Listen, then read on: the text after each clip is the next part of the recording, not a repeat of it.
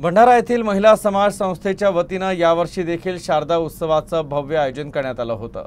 या उत्सवाची थीम महिलांच्या सक्षमीकरणावर आधारित होती।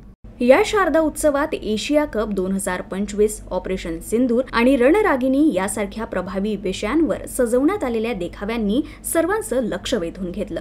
कार्यक्रमाला शहरातील अनेक प्रतिष्ठित महिला, सामाजिक कार्यकर्त्या यांनी हजेरी लावली।